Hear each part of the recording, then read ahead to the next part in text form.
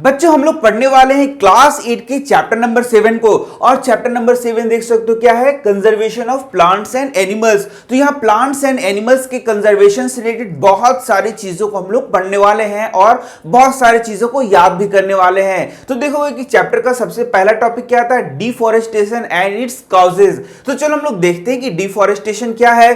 तो बच्चों यहां पर डिफॉरेस्टेशन का मीनिंग देख सकते हो। डिफॉरेस्टेशन का क्या मतलब हो गया, सिंपल भाषा में यदि हम लोग बात करें तो जंगलों की कटाई, फॉरेस्ट को काटना और फॉरेस्ट को काट कर उस लैंड को वहां क्लियर करना। तो इसे हम लोग देख सकते हैं यहां पर deforestation means clearing of forest and using that land for other purposes. यानी कि हम लोग को क्या याद करना है बच्चों, दो वर्ड याद करना है, क्लियरिंग ऑफ फॉरेस्ट, फॉरेस्ट को क्लियर करना, उसको सफाया करना, जंगल को काटना, इसे हम लोग क्या बोलते हैं, डिफॉरेस्टेशन कहते हैं। और उस लैंड का फिर अदर पर्पस के लिए क्या किया जाता है, यूज किया जाता है। तो बच्चों कभी तुमसे पूछा जाए डिफॉरेस्टेशन क्या है तो तुम आसानी से इसको लिख सकते हो, deforestation means clearing of forest and using that land for other purposes।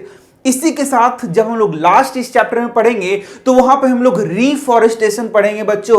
और रीफॉरेस्टेशन का क्या मतलब होता है, वापस से जंगल को लगाना, वापस से जहां पर हम लोगों ने, जहां पर डिफॉरेस्टेशन हो चुका है वहां पर उसी स्पीसीज के प्लांट्स को वापस लगाना, वृक्षारोपण करना और फिर से फॉरेस्ट को उगाना को हम लोग क्या बोलेंगे, रीफॉरेस्टेशन। तो एक हो गया डिफॉरेस्टेशन, फॉरेस्ट को हटाना, जंगल को हटाना, और रिफॉरेस्टेशन वापस से जंगल को उगाना, वापस से बहुत सारे पेड़ पौधों को वहां उगाना। ये हो गया तुम्हारा रिफॉरेस्टेशन। यहां तुम देख सकते हो deforestation leads to habitat loss for many animals. Deforestation के कारण जंगलों को काटा जाएगा जिससे कि वहां जो प्राणी रहते हैं उनका क्या होगा, हैबिटेट लॉस होगा, मतलब उनका घर उनसे छीन जाएगा। ये हैबिटेट मतलब क्या होता है, वास स्थान होता है। तो तुम नेक्स्ट टॉपिक देख सकते हो, trees in the forest are cut for some of the purposes mentioned below.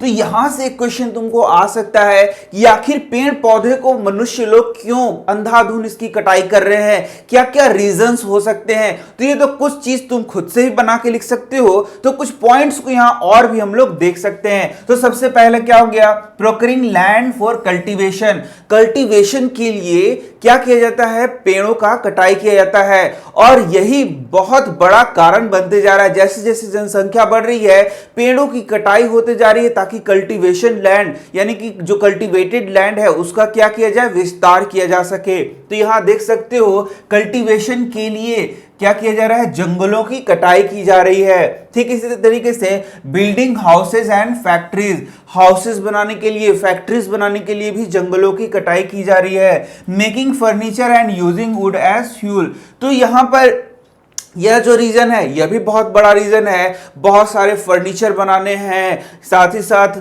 Fuel के लिए वुड को यूज करना है, तो उसके लिए भी क्या किया जा रहा है, पेड़ों को काटा जा रहा है। तो नेक्स्ट पॉइंट देख सकते हो, some natural causes of deforestation are forest fires and severe droughts. तो यहां पर डिफॉरेस्टेशन का एक कारण भी यहां पर लिख दिया गया है, जो मैंने लिखा है कि डिफॉरेस्टेशन का एक और कारण हो सकता है यहां पर सीवियर ड्राउट के कारण, यानी कि सूखा पड़ने के कारण डिफॉरेस्टेशन किसी स्थान पर हो सकता है, या फिर क्या हो सकता है, फॉरेस्ट फायर के कारण। तो ये क्या हो गया, नेचुरल कैलेमिटी हो गया जिसके कारण फिर यहां पर क्या हो सकता है, डिफॉरेस्टेशन हो सकता है। लेकिन जो बाकी कारण बताया गया इनके कारण पेड़ों की क्या हो रही है, बहुत ज्यादा कटाई हो रही है। तो यहां अब नेक्स्ट टॉपिक देख सकते हो, ये क्या है, कंसिक्वेंसेस ऑफ डिफॉरेस्टेशन। यदि डिफॉरेस्टेशन होता है तो उसके क्या क्या कंसिक्वेंसेस हो सकते हैं, क्या क्या प्रभाव हो सकते हैं, क्या क्या बैड इफेक्ट्स हो सकते हैं। तो यदि ये क्वेश्चन एग्जामिनेशन में आए तो तुम कई पॉइंट्स लिख सकते हो। तो चलो एक एक पॉइंट को हम लोग पढ़ते हैं और उसको बहुत अच्छे से समझते हैं। तो सबसे पहला तुम देख सकते हो, पहला पॉइंट क्या है, deforestation increases the temperature and pollution level on the अर्थ। तो यहां पर देखोगे यदि डिफॉरेस्टेशन होगा तो CO2 का कंजम्पशन क्या होगा बच्चों, बहुत कम हो जाएगा। और CO2 का कंजम्पशन कम हो जाएगा तो CO2 क्या करेगा, CO2 क्या हो जाएगा, बढ़ जाएगा। और यदि CO2 का लेवल बढ़ जाता है तो वो क्या काउज करेगा, ग्लोबल वार्मिंग काउज करेगा। और इस चलते टेम्परेचर क्या हो जाएगा, राइज हो जाएगा। ये तुम याद रखो। And pollution level on the earth, और पॉल्यूशन लेवल भी अर्थ पे क्या होगा, बढ़ता चला जाएगा। तो डिफॉरेस्टेशन अच्छा चीज नहीं है, बहुत ही खराब चीज है, और इसी कारण से इसे क्लास 8 में ही तुम्हें पढ़ाया गया है ताकि तुम इन सारे चीजों को बचपन से ही सीख सको। तो यहां देख सकते हो, it increases the level of carbon dioxide in the atmosphere. तो यही वाला मैंने बात बनाया, यदि डिफॉरेस्टेशन होता है तो जो प्लांट्स CO2 को एब्जॉर्ब करते हैं वो एब्जॉर्ब तो नहीं करेंगे, और इस कारण से CO2 का लेवल धीरे धीरे क्या होगा, इंक्रीज करेगा एटमॉस्फेयर में। और जब CO2 का लेवल एटमॉस्फेयर में इंक्रीज करेगा तो क्या होगा, ग्लोबल वार्मिंग होगा। ये मैंने तुम्हें पहले भी बताया है। It also reduces the level of ground water. इस डिफॉरेस्टेशन के कारण जो प्लांट्स हैं, जो जमीन को पकड़ कर रखते हैं, उनकी वाटर होल्डिंग कैपेसिटी क्या हो जाती है, कम हो जाती है, जिससे कि पानी जो है नीचे नहीं जा सकता है, और इससे क्या होगा, reduce the level of ground water. Ground water जो जमीन के अंदर पानी रिस कर जाता है वह भी क्या हो जाएगा, कम हो जाएगा। तो देखो पॉइंट्स को याद करते चलो, टेम्परेचर इंक्रीज हो जाएगा, CO2 का लेवल क्या हो जाएगा, बढ़ जाएगा, ग्राउंड वाटर का लेवल क्या हो जाएगा, कम हो जाएगा, सॉइल का वाटर होल्डिंग कैपेसिटी क्या हो जाएगा, कम हो जाएगा। Rainfall and the fertility of the soil will decrease. Soil का फर्टिलिटी कम हो जाएगा, सॉइल का वाटर होल्डिंग कैपेसिटी कम हो जाएगा, रेनफॉल कम हो जाएगा। There will be increased chances of natural calamities such as floods and droughts. तो आप देखोगे कि डिफॉरेस्टेशन के कारण फ्लड्स आने लगेंगे और साथ ही साथ ड्राउट्स भी आएगा। तो यहां पर फ्लड मतलब क्या हो गया, बाढ़ हो गया, और ड्राउट मतलब क्या हो गया, सूखा हो गया। तो तुम सोच रहे होगे कि डिफॉरेस्टेशन का फ्लड से क्या रिलेशन है, या फिर डिफॉरेस्टेशन का ड्राउट से क्या रिलेशन है, उसी को हम लोग यहां देखेंगे भी। तो देखो यहां पर बताया गया है कि यदि डिफॉरेस्टेशन होगा तो फ्लड्स क्यों आएगा। तो यहां यदि हम लोग शुरू से देखें, deforestation also leads to decrease in the water holding capacity. सबसे पहले क्या हो जाएगा, वाटर होल्डिंग कैपेसिटी क्या हो जाएगा, डिक्रीज हो जाएगा। सॉइल का वाटर होल्डिंग मतलब वाटर को पकड़ के रखने की क्षमता क्या हो जाएगी, कम हो जाएगी, जिस कारण से the movement of water from the soil surface into ground water is reduce. और जो ग्राउंड वाटर, पानी जो नीचे की ओर रिश्ता था, वह क्या हो जाएगा, कम हो जाएगा, और जिस कारण से वहां पर फ्लड भी आ सकता है, यानी कि बाढ़ भी आ सकता है। तो जो पानी बारिश हो रही है वह जमीन के अंदर ना जाकर ऊपर ही रहेगा, ऊपर ही रहेगा, ऊपर ही रहेगा। तो इस कारण से क्या आ सकता है, फ्लड आ सकता है। तो देखो सीक्वेंस में इसको कैसे लिख सकते हो। पहला पॉइंट ये हो गया कि डिफॉरेस्टेशन के कारण वाटर होल्डिंग कैपेसिटी सॉइल का क्या हो जाएगा, कम हो जाएगा, जिससे कि पानी जो है सरफेस के अंदर नहीं जा सकेगा, ग्राउंड में नहीं जा सकेगा, जिससे कि क्या होगा, फ्लड आ सकता है। तो यहां पर जो ग्राउंड वाटर नीचे की ओर जा रहा है उसे हम लोग क्या बोलते हैं, इनफिल्ट्रेशन रेट। इसको भी तुम याद कर सकते हो। The other properties of the soil like nutrient content, texture, ये भी क्या हो जाएगा, चेंज हो जाएगा डिफॉरेस्टेशन के कारण। तो सॉइल का जो प्रॉपर्टी होता है वह भी डिफॉरेस्टेशन के कारण क्या हो जाएगा, चेंज होगा। यदि डिफॉरेस्टेशन होगा तो वह एरिया क्या हो जाएगा, साफ हो जाएगा। तो उसमें ह्यूमस वगैरह कहां से आएगा, क्योंकि जानते हो तुम जो ह्यूमस आता है सॉइल में वह मुख्य रूप से कहां से आता है, प्लांट से आता है। जब प्लांट सड़ गल जाता है तो वही फिर उस सॉइल में मिल जाता है और ह्यूमस का फॉर्मेशन करता है और सॉइल को फर्टाइल बनाता है। तो यदि ऐसा नहीं होगा, मतलब वह लैंड यदि बैरन होगा, वहां पर कोई जंगल नहीं होगा, तो न्यूट्रिएंट्स कहां से उस सॉइल में आएंगे, नहीं आएंगे। उस सॉइल का टेक्सचर भी क्या हो जाएगा, सही नहीं रहेगा, क्योंकि वहां पर ह्यूमस कंटेंट क्या हो जाएगा, काफी कम हो जाएगा। तो देखो छोटा छोटा पॉइंट्स है, लेकिन कितनी सारी बातें यहां पर बताई गई है। सारी बातों को तुम्हें समझना चाहिए, उसको याद करना चाहिए। तो नेक्स्ट देख सकते हो, ये है तुम्हारा ग्लोबल वार्मिंग। तो ग्लोबल वार्मिंग से बहुत बार क्वेश्चन पूछा जाता है, बहुत अच्छे से समझो। पिछले वीडियो में भी मैंने समझाया है कि किस प्रकार से हमारा जो अर्थ है उसके चारों ओर क्या है, एटमॉस्फेयर है, और इस एटमॉस्फेयर में यदि CO2 का लेवल बढ़ जाता है तो ये CO2 क्या करता है, एक ब्लैंकेट की तरह काम करता है। मतलब यहां से जो अर्थ के चारों तरफ जो हीट एनर्जी है उसको ये बाहर निकलने नहीं देता है, मतलब इसको एस्केप करने नहीं देता है। हीट एनर्जी को ये क्या करता है, रोक के रखता है। तुमने समझा? अर्थ के चारों ओर क्या है, एटमॉस्फेयर है, उसमें बहुत सारे ग्रीन हाउस गैसेस है जिनमें मुख्य रूप से क्या है, CO2 है। और ये CO2 के कारण ही हमारा पृथ्वी क्या है, गर्म है। क्यों? क्योंकि ये क्या करता है, हीट एनर्जी को एक ब्लैंकेट की तरह रोक के रखता है। लेकिन यदि CO2 का मात्रा बढ़ते जाएगा बच्चों, तो ये हीट क्या होते जाएगा, धीरे धीरे बढ़ते जाएगा और हमारा ग्लोब क्या हो जाएगा, गर्म हो जाएगा। और इसे ही हम लोग क्या बोलते हैं, ग्लोबल वार्मिंग बोलते हैं। तो इसको बहुत अच्छे से तुम एनिमेशन के थ्रू भी पढ़ सकते हो। तो यहां देख सकते हो ग्लोबल वार्मिंग हुआ मतलब हमारा ग्लोब क्या होगा, गर्म होते जाएगा। CO2 का लेवल बढ़ते जाएगा तो CO2 क्या करेगा, पृथ्वी का जो हीट जो एस्केप हो रहा है बाहर, उसको एस्केप नहीं होने देगा, यहीं पर रोक के रखेगा। तो जैसे जैसे CO2 का लेवल बढ़ेगा वैसे वैसे हीट भी क्या होगा, बढ़ते जाएगा और हमारा ग्लोब क्या हो जाएगा, वार्म हो जाएगा। इसे ही क्या बोलेंगे, ग्लोबल वार्मिंग बोलेंगे। तो ग्लोबल वार्मिंग क्या बोल रहा है, is the change of climate on global level. तो ये ग्लोबल लेवल पे क्या होगा, क्लाइमेट चेंज हो जाएगा। साथ ही साथ क्या होगा, usually average temperature increases leading to melting of ice caps and pole in the poles. तो यहां देखोगे जो बड़े बड़े ग्लेशियर्स हैं वो पिघलना शुरू हो जाएंगे, जो भी क्या है, बहुत हार्मफुल होगा। और साथ ही साथ जब टेम्परेचर बढ़ेगा तो यहां पृथ्वी पर रहना भी क्या हो जाएगा, मुश्किल हो जाएगा। तो excessive pollution and deforestation causes global warming.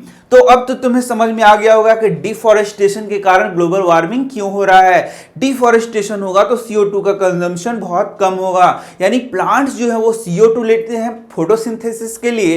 तो यदि प्लांट CO2 को लेना बंद कर दें तो CO2 का लेवल क्या हो जाएगा, हमारा जो इन्वायरमेंट है, जो एटमॉस्फेयर है, उसमें CO2 का लेवल ऑटोमेटिक बढ़ जाएगा और यही काउज करेगा ग्लोबल वार्मिंग को। तो बच्चों अभी हम लोगों ने देखा कि फ्लड्स कैसे आता है, अब हम लोग देखेंगे कि सूखा कैसे पड़ता है। तो यहां देखोगे काउजेस ऑफ ड्राउट्स। तो यहां देखोगे the increase in temperature, temperature यदि बढ़ता है, किसके कारण बढ़ता है, डिफोरेस्टेशन के कारण बढ़ता है। On the earth disturb the water cycle and may reduce rainfall. तो यदि टेम्परेचर बढ़ेगा तो टेम्परेचर बढ़ने के कारण क्या होगा, बहुत सारा इसका कंसिक्वेंसेस होगा कि इसके कारण वाटर साइकिल क्या हो जाएगा, डिस्टर्ब हो जाएगा, रेनफॉल क्या हो जाएगा, रिड्यूस हो जाएगा, जिससे कि क्या हो सकता है, ड्राउट्स आ सकता है। तो कई क्वेश्चंस तुमको यहां स्पेशली पूछा जा सकता है, पूछा जाएगा ग्लोबल वार्मिंग क्या है, ड्राउट्स कैसे आते हैं, फ्लड्स कैसे आते हैं, डिफोरेस्टेशन का क्या क्या कंसिक्वेंसेस है।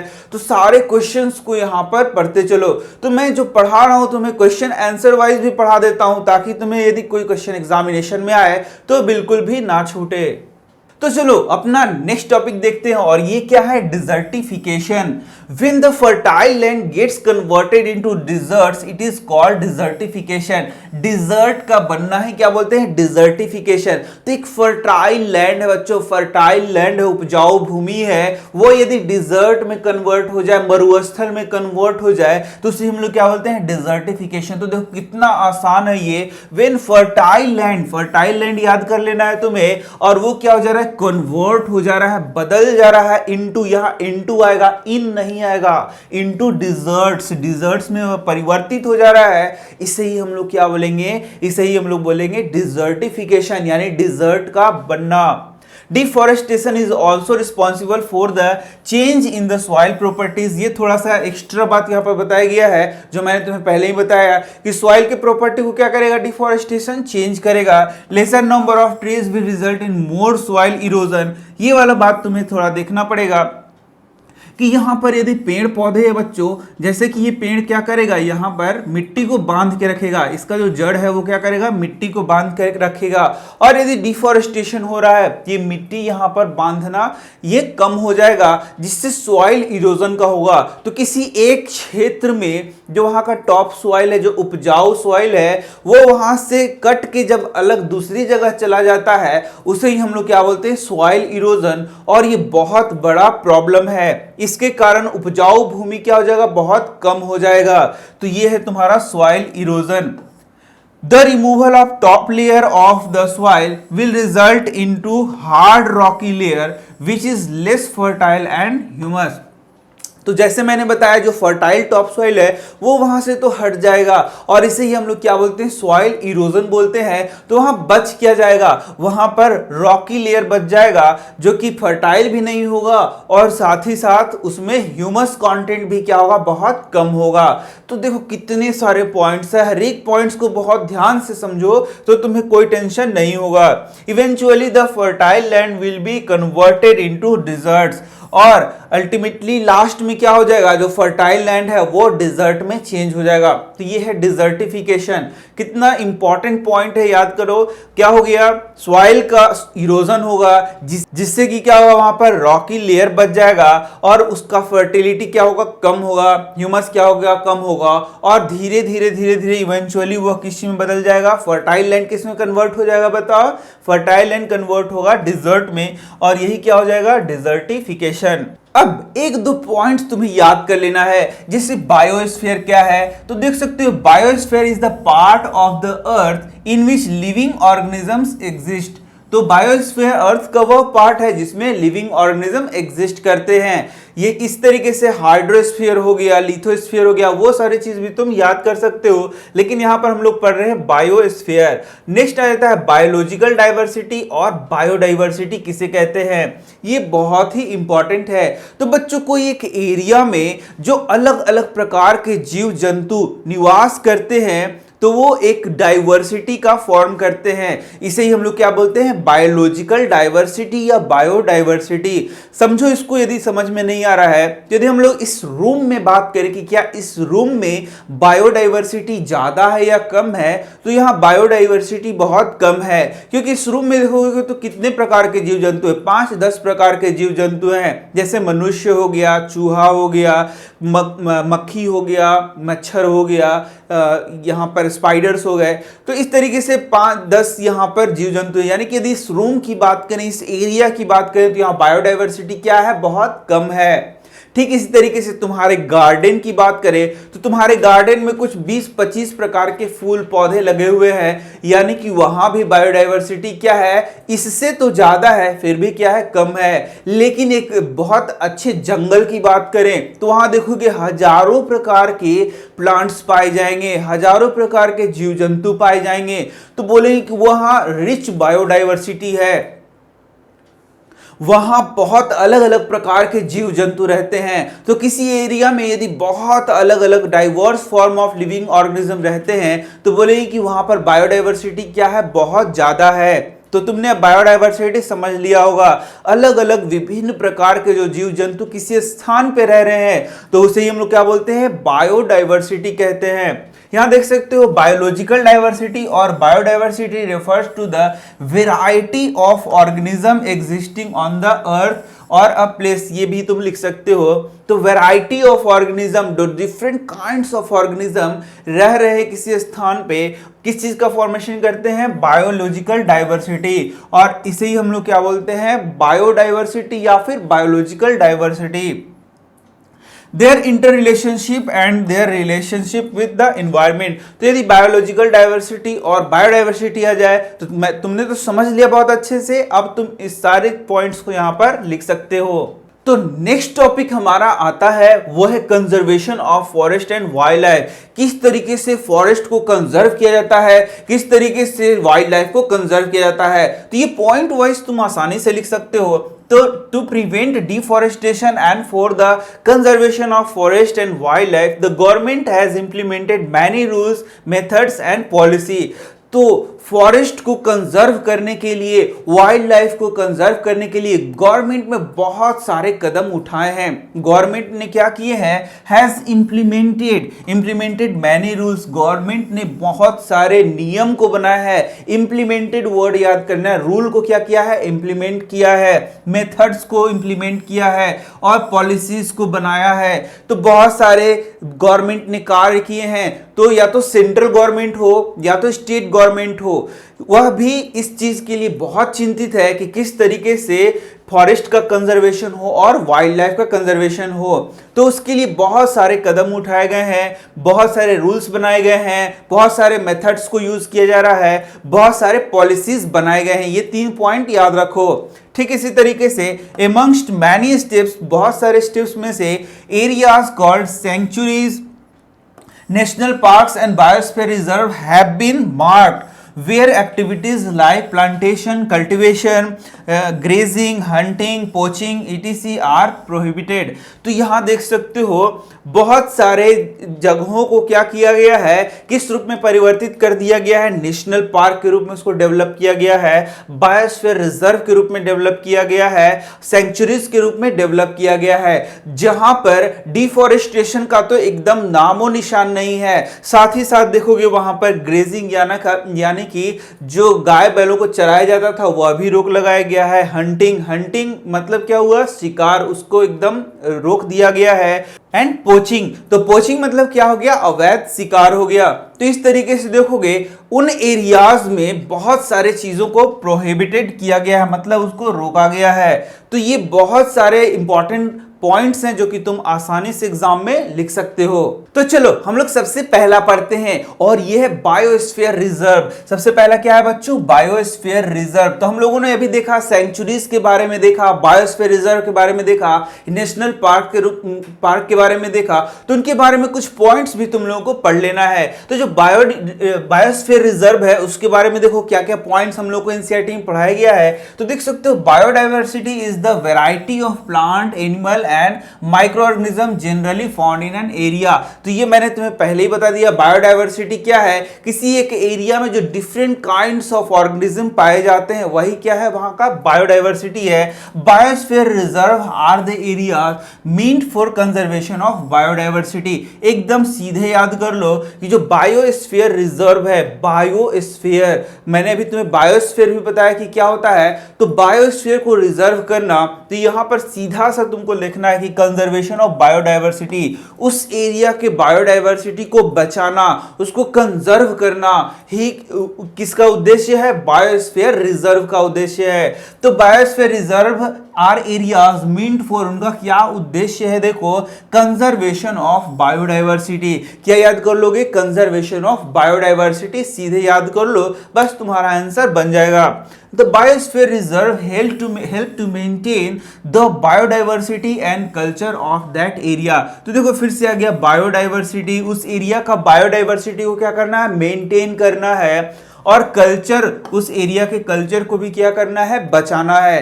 तो बार बार जो पॉइंट्स, इंपॉर्टेंट पॉइंट्स आते हैं उसको दिमाग में रखते जाओ, वही सब एग्जाम में तुम्हें लिखना होता है। तो यहां तुम देख सकते हो अ बायोस्फीयर रिजर्व में also contain other protected areas in it. Biosphere reserve में अदर प्रोटेक्टेड एरियाज भी शामिल हो सकते हैं, जैसे कि यहां उदाहरण में देख सकते हो Pachmarhi biosphere reserve. Pachmarhi biosphere का नाम लिया गया है, इसमें अदर प्रोटेक्टेड एरियाज भी है। तो कौन कौन है, सबसे पहला देख सकते हो यहां एक नेशनल पार्क है, वहां उसका नाम क्या है, सतपुरा।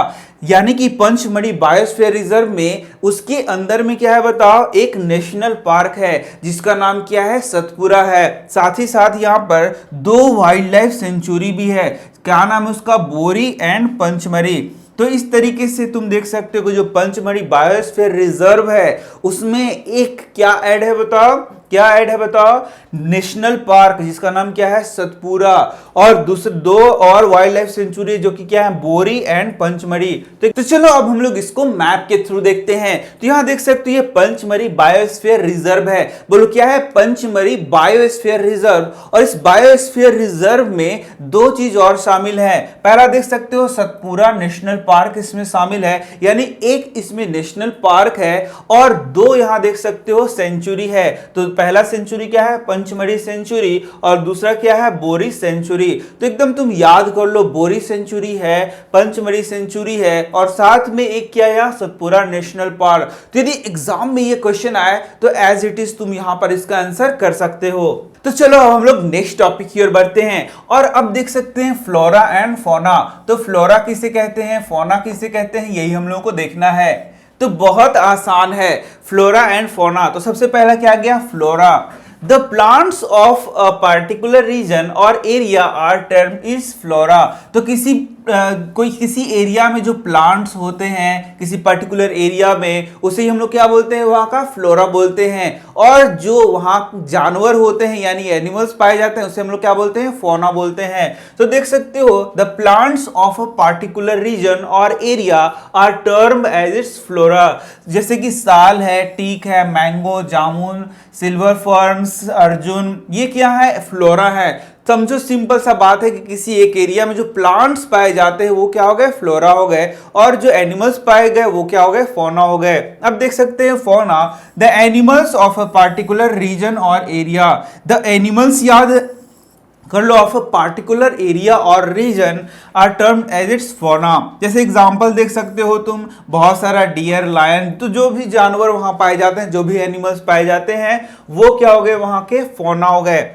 तो यहां पर देख सकते हो तुम, ये क्या हो गया, ये सब हो गया फौना, और ये भी हो गया फौना, और ये दोनों क्या हो गया, फ्लोरा। तो फ्लोरा और फौना में काफी डिफरेंस नहीं है, बहुत अच्छे से याद कर सकते हो। तो देखो फ्लोरा आ गया, यदि हम लोग देखेंगे तो फ्लोरा को फ्लावर से याद कर सकते हो, फ्लावर टू फ्लोरा। और फ्लावर किस में आता है बताओ, प्लांट्स में ही आता है। फ्लावर किस में आएगा, प्लांट्स में आएगा। तो फ्लावर टू प्लांट्स याद कर, फ्लावर टू फ्लोरा और फ्लोरा टू प्लांट्स हम लोग याद कर सकते हैं। और जो दूसरा बच गया वही क्या हो जाएगा, फौना हो जाएगा। इस तरीके से तुम आसानी से याद कर सकते हो। अब देखो यहाँ पर एक टर्म दिया गया है, स्पीसीज किसे कहते हैं। तो ये बहुत ही इंपॉर्टेंट है, इससे क्लास 9th में भी तुम लोगों को समझना होगा कि स्पीसीज क्या होता है। तो species is the group of population which are capable of interbreeding. तो स्पीसीज किसे कहते हैं, जो आपस में क्या करे, इंटरब्रीड कर सके और साथ में फर्टाइल ऑफस्प्रिंग उनका आ सके। मतलब क्या हो गया, यहां देखो दो जानवर हैं, इन्हें हम लोग कब बोलेंगे कि ये एक ही स्पीसीज के हैं, तो यदि इनमें रिप्रोडक्शन हो सके, क्या हो सके, इनमें रिप्रोडक्शन हो सके, रिप्रोडक्शन के बाद इनका बच्चा भी हो और उस बच्चे से भी बच्चा हो, तो हम लोग क्या बोलते हैं कि ये दोनों क्या हैं, एक ही स्पीसीज के हैं। बहुत सिंपल सा मैटर है, कोई टेंशन वाली बात नहीं है कि यदि इनके बीच में रिप्रोडक्शन हो और रिप्रोडक्शन से इनका बच्चा पैदा हो और उस बच्चे से भी बच्चा पैदा हो जाए तो हम लोग बोलेंगे कि ये दोनों एक ही स्पीसीज के हैं। लेकिन मान लो इनके बीच में रिप्रोडक्शन हो रहा है और इनसे बच्चा पैदा हो रहा है, लेकिन इनसे आगे कोई भी बच्चा जन्म नहीं लेता है, तो क्या हम लोग बोलेंगे कि ये दोनों एक ही स्पीसीज के हैं? तो आंसर है नहीं। जैसे घोड़ा और गधे का एग्जाम्पल ले सकते हैं, एक घोड़ा है और एक गधा है, मेल और फीमेल का टेंशन नहीं लेना है, इनके बीच में रिप्रोडक्शन होता है और रिप्रोडक्शन के बाद इनका बच्चा भी होता है, जिसको म्यूल या हिनी बोलेंगे, मेल या फीमेल करके। तो यहां पर ये जो बच्चा होता है ये होता है इनफर्टाइल, मतलब इससे फिर आगे कोई बच्चा पैदा नहीं होता है। तो तुम ही बताओ, जो गधा है और घोड़ा है क्या वो एक ही स्पीसीज का है? इसका उत्तर है नहीं, वो एक स्पीसीज का नहीं है, क्योंकि उसका जो बच्चा आया उससे आगे फिर बच्चा पैदा नहीं होगा। एकदम सिंपल लैंग्वेज में मैंने तुम्हें पढ़ा दिया। तो वही यहां बताता है कि वो इंटरब्रीडिंग कर सकता है और फर्टाइल ऑफस्प्रिंग को यदि वो देता है तो उसे ही हम लोग क्या बोलते हैं, सेम स्पीसीज। अब देखो यहां पर स्पीसीज कहने के तो ह्यूमन रेस, हम लोग जो ह्यूमंस हैं वो क्या हैं, एक ही स्पीसीज के हैं। यदि तुमसे पूछा जाए कभी कि जो ह्यूमन इंडिया में रह रहा है और जो अफ्रीका में रह रहा है क्या वो एक ही स्पीसीज का है, तो बिल्कुल वो एक ही स्पीसीज का है, क्योंकि उन दोनों में रिप्रोडक्शन हो सकता है, उनका ऑफस्प्रिंग माने बच्चा आ सकता है और उनका भी बच्चा आ सकता है और उनका भी बच्चा आ सकता है और उनका भी बच्चा आ सकता है। इस कारण से ये जो ह्यूमंस इस पृथ्वी पर अलग अलग जगह रह रहे हैं वो एक ही स्पीसीज के हैं, होमो सेपियंस। अब देखोगे हम लोग को देखना है एंडेमिक स्पीसीज क्या होता है। Endemic species are those species of plants and animals which are found exclusively in a particular region, area, कुछ भी यहां पर हम लोग लिख सकते हैं। तो किसी एक पार्टिकुलर एरिया, किसी एक पार्टिकुलर रीजन में जो स्पेशल स्पीसीज पाए जाते हैं उन्हें हम लोग क्या बोलते हैं, एंडेमिक स्पीसीज कहते हैं। नहीं समझ में आया तो और अच्छे से समझो। जैसे मान लो कि कंगारू जो है क्या वो इंडिया में पाया जाएगा? नहीं पाया जाएगा। तो कहां पाया जाएगा? ऑस्ट्रेलिया में पाया जाएगा। ठीक इसी तरीके से बहुत सारे ऐसे ऐसे ऑर्गेनिज्म हैं जो कि किसी एक खास एरिया में पाए जाते हैं। तुमने देखा होगा, तुम्हारा गांव जहां होगा, तुम लोग जहां निवास करते हो, वहां खास प्रकार के प्लांट्स पाए जाते होंगे। जैसे कि पाइन का प्लांट है, वह हमारे एरिया में तो नहीं पाया जाता, लेकिन हिमालय के क्षेत्र में पाया जाता है। इसका मतलब क्या हो गया, वह वहां का एंडेमिक प्लांट हो गया। वह सभी पूरे इंडिया में नहीं पाया जाएगा, पूरे वर्ल्ड में नहीं पाया जाएगा, वह कुछ खास जगह पाया जाएगा, वहीं पर पाया जाएगा और दूसरी जगह नहीं पाया जाएगा। तो उस तरीके के स्पीसीज को हम लोग क्या बोलते हैं, एंडेमिक स्पीसीज। तो यही यहां पर बताया गया है, किसी एक पार्टिकुलर एरिया में जो प्लांट्स पाए जाते हैं वहीं पाए जाते हैं, उन्हें हम लोग क्या बोलते हैं, endemic species. They are not naturally found anywhere else. Naturally वो और जगह नहीं पाए जाते। यदि आप जबरदस्ती उनको लगा दिए हो तो वो अलग मैटर है, लेकिन वह नेचुरली एंडेमिक स्पीसीज वहीं पाए जाते हैं और कहीं भी नहीं पाए जाते हैं। A particular type of animal or plant may be endemic to a zone, a state or a country। तो endemic मतलब सीधे सीधा समझ लो स्थानिक है। स्थानिक का मतलब वहीं पाए जाते हैं और दूसरे जगह नहीं पाए जाएंगे। जैसे कि पलाश का जो पेड़ होता है वह झारखंड में मुख्य रूप से पाया जाता है, तो क्या वह हिमालय के क्षेत्र में भी पाया जाएगा, नहीं पाया जाएगा। तो वह उस क्षेत्र के लिए क्या हो गया, एंडेमिक हो गया। तो ये सारे पॉइंट्स तुम्हें याद कर लेने हैं। तो यहाँ पर देख सकते हो, यहाँ पर उदाहरण बताया है साल एंड वाइल्ड मैंगो। साल और वाइल्ड मैंगो है, ये दो एग्जाम्पल है जो कि एंडेमिक फ्लोरा है ऑफ पंचमढ़ी बायोस्फीयर रिजर्व। तो यहाँ से यदि तुमको क्वेश्चन पूछा जाएगा कि पंचमढ़ी बायोस्फीयर रिजर्व की दो एंडेमिक प्लांट के नाम बताइए, तो क्या तुम बता सकते हो, एक है साल और दूसरा क्या है, वाइल्ड मैंगो। तो ये देख सकते हो वाइल्ड मैंगो का यहाँ चित्र दिखाया गया है। दूसरा देख सकते हो bison, Indian giant squirrel and flying squirrel are endemic fauna of this area. तो यदि तुमको पूछा जाएगा इस एरिया का एंडेमिक फौना यानी कि एनिमल का नाम बताओ, तो बाइसन हो गया, इंडियन जायंट स्क्वेरल हो गया और फ्लाइंग स्क्वेरल हो गया। तो यहाँ देख सकते हो, यहाँ जायंट स्क्वेरल को दिखाया गया है। तो यह उस एरिया का क्या है, किस एरिया का है बताओ, पंचमढ़ी बायोस्फीयर रिजर्व का क्या है, ये एंडेमिक स्पीसीज है। अब देखेंगे हम लोग वाइल्ड लाइफ सेंचुरीज। तो वाइल्ड लाइफ सेंचुरीज देख सकते हो, wildlife sanctuaries provide protection and suitable living condition to wild animal. जो वाइल्ड लाइफ सेंचुरी है वो वाइल्ड एनिमल के लिए सुटेबल क्या प्रोवाइड करता है, सब कंडीशन प्रोवाइड करता है जिससे वो वहां आराम से रह सके। तो सब पॉइंट्स तुम लोग को याद करते चलना है। Sanctuaries are placed where killing, poaching और capturing of animals is strictly prohibited. Prohibited मतलब मनाही है, वहां पर ये कार्य नहीं किया जा सकता है। तो कुछ वर्ड्स तुम लोग अब याद करना होगा, जैसे प्रोहिबिटेड यहाँ पर याद करके रखना होगा, क्योंकि प्रोहिबिटेड बहुत बार आ रहा है। प्रोहिबिटेड मतलब वहां उस क्षेत्र में इस कार्य को तुम नहीं कर सकते हो। तो मैंने तो पहले ही बताया कि पोचिंग, किलिंग, हंटिंग ये सब वहां पर क्या होता है, प्रोहिबिटेड होता है। कैप्चरिंग ऑफ एनिमल्स ये सारा स्ट्रिक्टली क्या प्रोहिबिटेड है।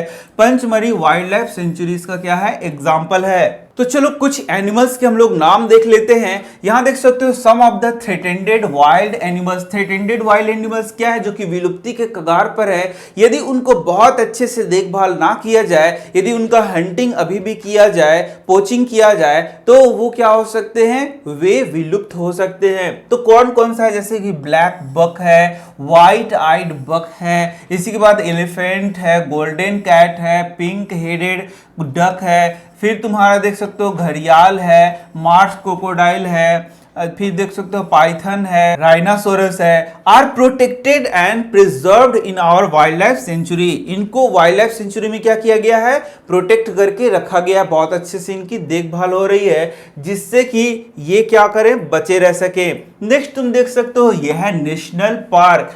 यहाँ पर these reserves are large and diverse enough to protect whole sets of ecosystem.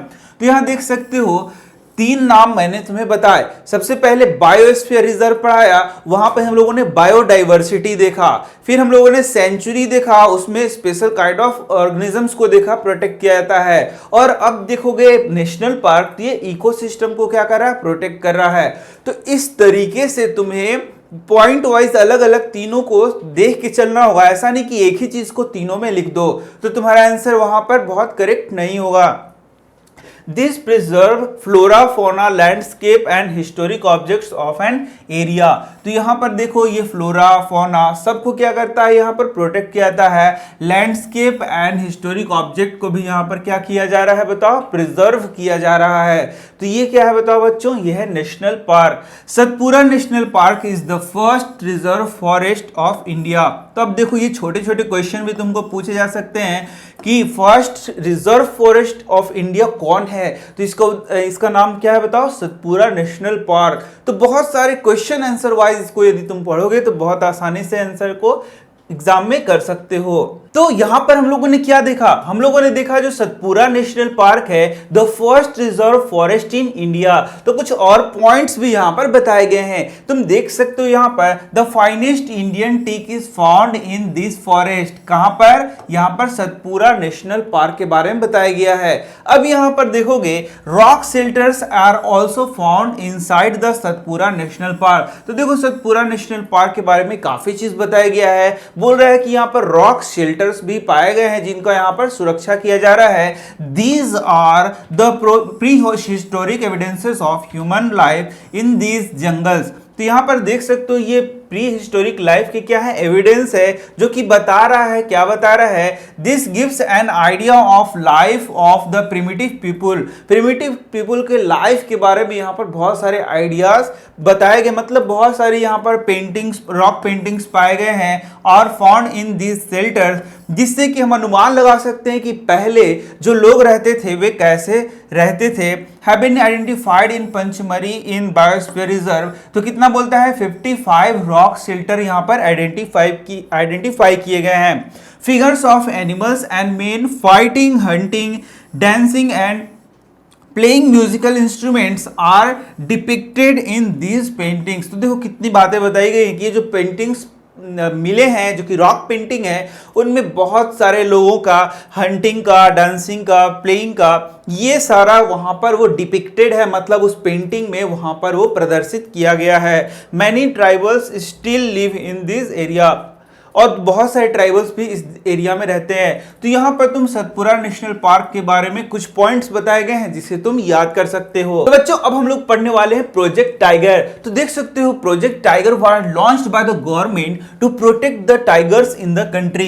तो यहां से भी क्वेश्चन तुमको पूछा जाएगा कि ये प्रोजेक्ट टाइगर क्या है, तो तुम बोल सकते हो ये गवर्नमेंट ऑफ इंडिया के द्वारा इसको लॉन्च किया गया था। किस चीज के लिए लॉन्च किया गया था, to protect the tigers, tigers को प्रोटेक्ट करने के लिए। देखो कैसे कैसे वर्ड्स याद कर लेना है, टाइगर्स को क्या करना है, प्रोटेक्ट करना है, इसके लिए क्या किया गया, लॉन्च किया गया। क्या किया गया, लॉन्च किया गया। क्या लॉन्च किया गया, प्रोजेक्ट टाइगर को लॉन्च किया गया। तो नेक्स्ट क्वेश्चन पूछ सकता है कि इस प्रोजेक्ट का क्या क्या ऑब्जेक्टिव था। तो देख सकते हो the objective of this project was to ensure the survival and maintenance of the tiger population in the country.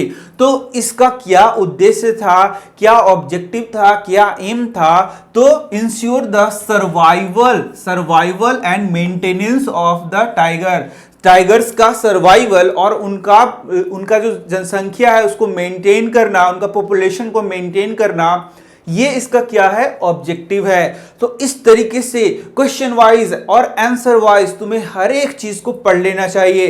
कोई भी क्वेश्चन आएगा, कैसे भी क्वेश्चन आएगा, तुम उसका आंसर को कर सकते हो। The Satpura tiger reserve is unique in the sense that significant increase in the population of tigers has been seen here। तो तुम देख सकते हो जो सतपुरा टाइगर रिजर्व है, यहां पर जो टाइगर्स का संख्या है वह क्या किया गया, पाया गया है कि उनका संख्या क्या हो रहा है, दिन ब दिन इंक्रीज हो रहा है। अब देखेंगे endangered animals, animals whose number are diminishing, diminishing मतलब क्या हो रहा है, कम हो रहा है, to a level that they might face extinction are known as endangered animals. तो यदि तुमको डायरेक्ट क्वेश्चन पूछ दिया जाए व्हाट आर इंडेंजर्ड एनिमल्स, तो इंडेंजर्ड एनिमल्स क्या हो गए, उनकी संख्या क्या हो रही है, धीरे धीरे कम हो रही है, मिनिमाइज हो रही है, और इतनी ज्यादा मिनिमाइज हो रही है कि हो सकता है कि उनको एक्सटिंक्शन का खतरा हो। तो देखो कौन कौन से वर्ड याद कर सकते हो, मिनिमाइज याद कर सकते हो, इससे कम हो रहा है, डिमिनिश्ड याद कर सकते, डिमिनिशिंग जिसमें क्या हो रहा है, कम हो रहा है, एक्सटिंक्शन मतलब क्या हो गया, विलुप्त होने वाले हैं, विलुप्ति के कगार पर है। तो ये सारे वर्ड्स तुम याद कर सकते हो क्योंकि ये बहुत इंपॉर्टेंट हैं। तो तुम देख सकते हो बहुत सारे इंडेंजर्ड स्पीसीज हैं, टाइगर है, फिर वाइल्ड बफेलो है, फिर बारहसिंगा है। यह भी तुम जान सकते हो कि dinosaurs which become extinct a long time ago, survival of some animals has become difficult because of disturbance in their natural habitat. तो ये जो जंगली जानवर है वो अपने नेचुरल हैबिटेट में ही फलते फूलते हैं, बढ़ते हैं। तो यदि हम लोग उसके हैबिटेट को बर्बाद कर दे तो ये फिर कैसे आगे बढ़ेंगे। इसी कारण से इनको प्रोटेक्शन चाहिए और हम लोग को क्या करना चाहिए, इनको प्रोटेक्ट करना चाहिए। तो बच्चों अब कुछ छोटे छोटे और पॉइंट्स है जिन्हें तुम्हें जान लेना है। तो देखो ये सबसे पहला क्या है, इकोसिस्टम। तो बच्चों कोई भी लिविंग ऑर्गेनिज्म है वह किस पे डिपेंडेंट होता है, नॉन लिविंग थिंग्स पर डिपेंड होता है। तो यहां पर देखो कोई एक एरिया है, वहां पर दो प्रकार की चीजें तुम्हें देखने को मिलेंगी। एक क्या होता है बताओ, non living things, non living, और दूसरा क्या होता है, लिविंग थिंग्स। ठीक है, तो कोई एक एरिया हो गया जहां पर क्या हो गया, नॉन लिविंग थिंग्स, जैसे कि क्या हो गया बताओ, वहां का सॉइल हो गया, सॉइल हो गया, देखो सॉइल, एयर हो गया, सनलाइट हो गया, वाटर हो गया। तो ये सब क्या होते हैं, नॉन लिविंग थिंग होते हैं जो कि किसी एक एरिया में पाए जाते हैं। और वहां पर फिर लिविंग थिंग्स भी पाए जाते हैं, जैसे प्लांट्स हो गए, एनिमल्स हो गए। तो ये दोनों मिलाकर एक सिस्टम का फॉर्मेशन करते हैं जिसे हम लोग क्या बोलते हैं, जिसे हम लोग बोलते हैं इकोसिस्टम। यानी लिविंग थिंग्स और नॉन लिविंग थिंग्स एक दूसरे से इंटरैक्ट करते हैं और एक सिस्टम का फॉर्मेशन करते हैं जिसे हम लोग क्या बोलते हैं बच्चों, इकोसिस्टम कहते हैं। इकोसिस्टम बहुत अलग अलग प्रकार का होता है। तो ये तो पूरा एक चैप्टर ही है जो कि क्लास 10th में तुम्हें पढ़ना है। तो चलो हम लोग इकोसिस्टम के डेफिनेशन को देख लेते हैं। तो यहां देख सकते हो, an ecosystem is made of all the plants, animals and micro organisms in an area along with non-living components such as climate, soil, river, deltas, etc. तो यहां तुम देख सकते हो, यहां लिविंग बीइंग और नॉन लिविंग बीइंग दोनों जब एक दूसरे से इंटरैक्ट करते हैं तो एक सिस्टम फॉर्मेशन करते हैं, जिसे हम लोग क्या बोलेंगे, उसे हम लोग बोलेंगे इकोसिस्टम। तो यहां पर देखोगे जो लिविंग थिंग्स हैं इनमें किनका नाम लिया गया है, प्लांट्स का नाम लिया गया है जो कि क्या होते हैं, प्रोड्यूसर्स होते हैं। एनिमल्स क्या होते हैं, यहां पर कंज्यूमर्स होते हैं। और माइक्रो ऑर्गेनिजम्स क्या होते हैं, डिकम्पोजर्स होते हैं। तो यहां तीनों का नाम लिख दिया गया है जिससे कोई तुम्हें परेशानी ना हो। अब हम लोग देखते हैं रेड डेटा बुक के बारे में। ये बहुत ही इंपॉर्टेंट है और इसको तुमको एकदम याद कर लेना इन सारे चीजों को। तो रेड डेटा बुक में क्या है, red data book is the source book which keeps a record of all the endangered animals and plants. तो इसमें जितने भी इंडेंजर्ड एनिमल्स एंड प्लांट्स है उनका लिस्ट इस रेड डेटा बुक में मिल जाएगा। There are different red data books for plants, animals and other species. तो यहां पर क्लियरली देख सकते हो कि डिफरेंट प्लांट्स, डिफरेंट एनिमल्स और डिफरेंट स्पीसीज के लिए अलग अलग रेड डेटा बुक उपलब्ध हैं, जिनमें इंडेंजर्ड स्पीसीज का क्या किया गया है, पूरा वहां पर तुमको लिस्ट बनाया गया है, उनका रिकॉर्ड्स तुम वहां पर देख सकते हो। इसके बाद देख सकते हो नेक्स्ट है माइग्रेशन। तो माइग्रेशन यहां पर बर्ड्स जो कवर तो यहां देख सकते हो माइग्रेशन है। माइग्रेशन मतलब क्या होता है, एक जगह से दूसरे जगह प्रस्थान करना। तो यहां पर बताया गया कि birds who cover long distances to reach another land area known as the migratory birds. यहां पर बर्ड्स के बारे में बताया गया, कुछ बर्ड्स ऐसी होती हैं जो कि प्रतिकूल स्थिति में एक जगह से दूसरी जगह माइग्रेट करती है सीजन के वाइज, और उन्हें हम लोग क्या बोलते हैं, माइग्रेटरी बर्ड बोलते हैं। Migratory birds fly to far away areas every year during particular time. तो किसी एक खास टाइम में वो बहुत एक लॉन्ग रेंज डिस्टेंस को कवर करते हुए एक स्थान से दूसरे जगह जाती हैं, और उन्हें हम लोग क्या बोलते हैं, माइग्रेटरी बर्ड्स कहते हैं। Because of climatic changes, climatic changes के कारण वो ऐसा करती हैं। यहाँ देख सकते हो they fly for laying eggs as the weather in their natural habitat becomes very cold and inhospitable. तो यहाँ पर जहाँ पे वे रहती हैं वो वेदर उनके लिए उतना परफेक्ट नहीं होता है, इसी कारण वो क्या करते हैं, माइग्रेट करते हैं, एक जगह से दूसरी जगह क्या करते हैं, माइग्रेट करते हैं, जहाँ पे वे जा सके, एग ले कर सके, अपने बच्चों को वहां पर जन्म दे सके। क्योंकि जहाँ पे वे रह रहे हैं बोला जा रहा है कि वे क्या है, इनहॉस्पिटेबल है उनके रहने के लिए, और साथ ही क्या है, बहुत ही कोल्ड वहां पर है, जिससे कि उनको काफी प्रॉब्लम हो रहा होता है, जिसके कारण वे क्या करते हैं, माइग्रेट करते हैं। अब देखोगे एक और टॉपिक है यहाँ, रिसाइकलिंग ऑफ पेपर।